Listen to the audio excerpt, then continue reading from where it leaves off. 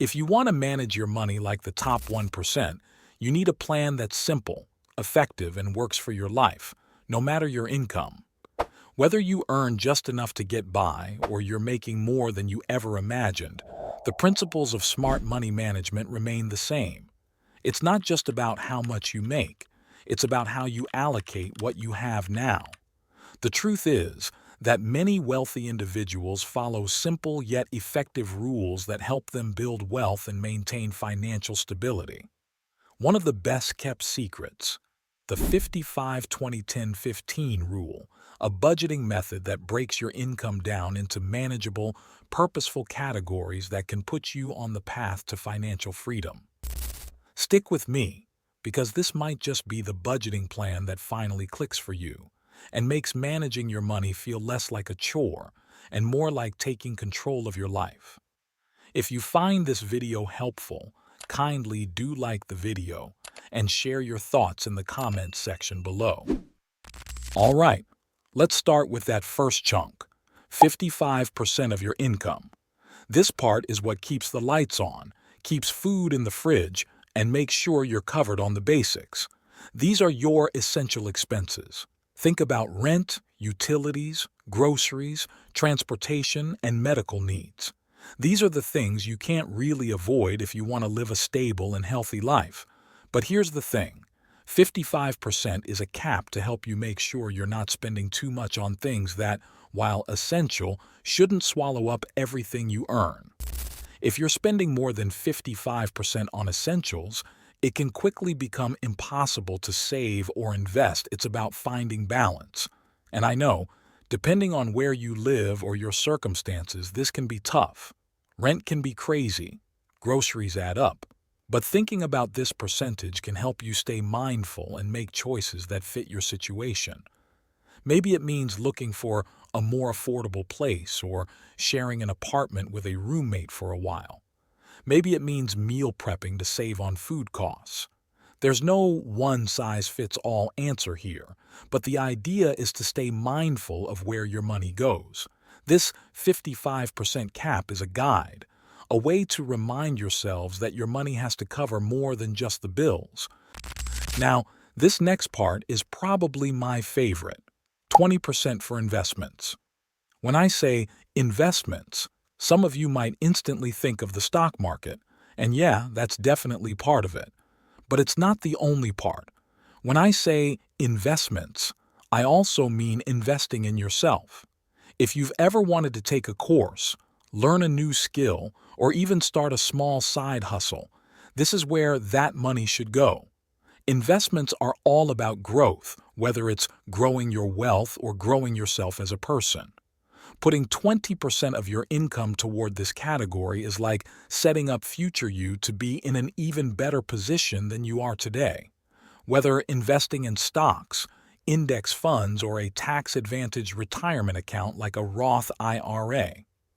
Also, investing in yourself is another one of the best ways to secure a better financial future because you're increasing your ability to earn more over time. Think about it like this. Every dollar you invest is like putting your money to work for you. Instead of just sitting there, it's building something, whether that's growing interest in an account, building skills that can get you a raise or a new job, or helping you start a side project that could eventually become a full-time gig. And even if 20% feels like a big jump right now, don't stress. Start smaller if you need to. 5%, 10%, whatever you can do. The important thing is just to start because every little bit adds up. The goal is to get into the habit of putting money towards something that's going to benefit you down the road. Future you will be so grateful you did. Next up, 10% of your income for savings. This is the part of the budget that keeps you safe when life throws you curveballs. This is your safety net. Emergencies happen. Your car could break down, your phone might decide to die out of nowhere, or maybe an unexpected medical expense might come up. These things are stressful enough without worrying about how you're going to pay for them. Having savings set aside for those moments can be the difference between a small hiccup and a financial crisis. Setting aside 10% for savings is about giving yourself some peace of mind.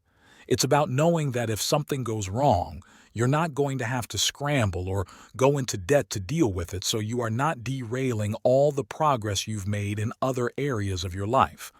If you don't have a solid emergency fund yet, this is where that 10% should go first.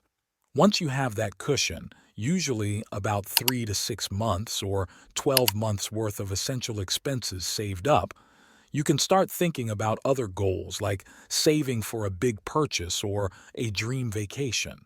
It's one of those things you hope you never need but will be eternally grateful for when you do. And if you're thinking, I can't even imagine saving 10% right now, that's okay. Start smaller. Even 1% or 2% is better than nothing.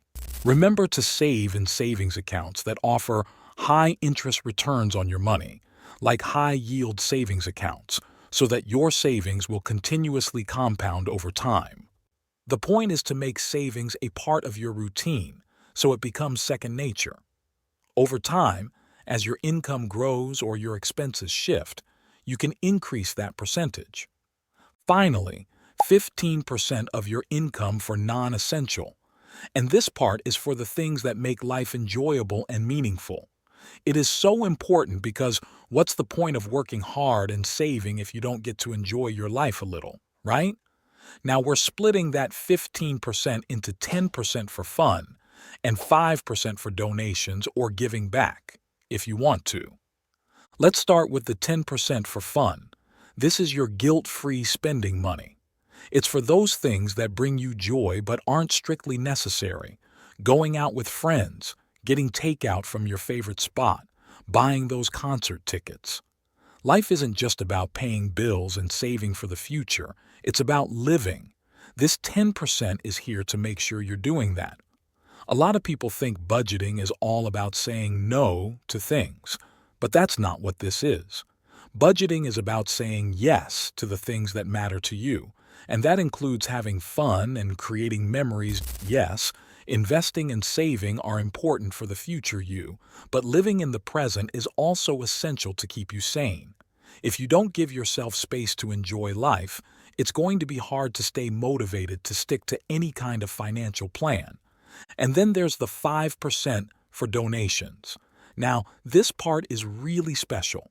Giving back is something that can make a huge difference, not just for the people or causes you're helping, but for you too. There's something incredibly fulfilling about knowing you're contributing to something bigger than yourself. It could be donating to a charity, helping a friend in need, or supporting a cause you're passionate about. Even if 5% feels like a lot to some or less to others, any amount makes a difference. Giving back is about the impact you have and the connection you feel to your community and the world. So why does this 55, 20, 10, 15 rule work so well? Honestly, because it's all about balance. It's not about making drastic cuts or living in deprivation. It's about making sure that you're taking care of your needs, investing in your future, building security, enjoying today, and contributing to something bigger than yourself, all at the same time.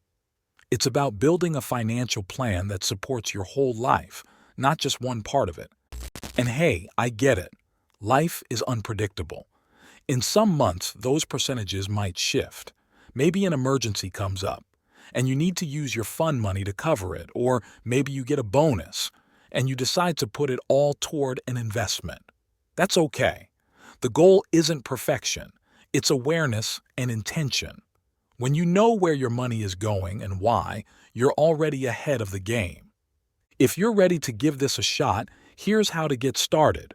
First, figure out your monthly income, what you actually take home after taxes. Then, break it down according to these percentages. How much goes to essentials, investments, savings, fun, and giving?